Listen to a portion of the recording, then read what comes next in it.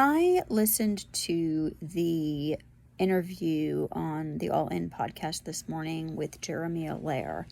And besides the fact that I was screaming in the street about it, the circle being a DARPA project, the other big thing that kind of came up for me was that, I'm not mad at the project really. Like, I understand the necessity of it.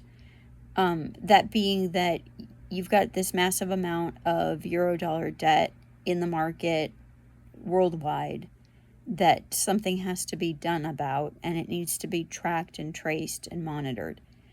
Therefore, you need some way to do that. Therefore, then, you have USDC and USDT that are going to take that on as quote unquote stable coins. I understand all of that. I'm not mad about it as an American.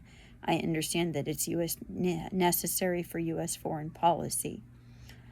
My thing is, the consequence of that is that if you have individual people in other countries transacting in USDT and USDC, and that money is going to buy US treasuries, which is what it's happening, are the countries in which these people live, are you even sovereign?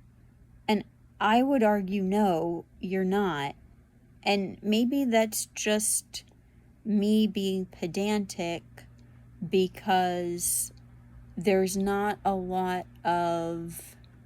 this is already happening, right? The Eurodollar is the Eurodollar. People transact in the Eurodollar all the time. Businesses transact in the Eurodollar all the time. We know that. And maybe it's just me, so you're formalizing it. And the only way that you can tell people that they can't transact in the dollar is by cutting off the internet. Like, that's the thing. So you're just formalizing something that already exists, I guess. And maybe I'm just being pedantic about this. I don't know.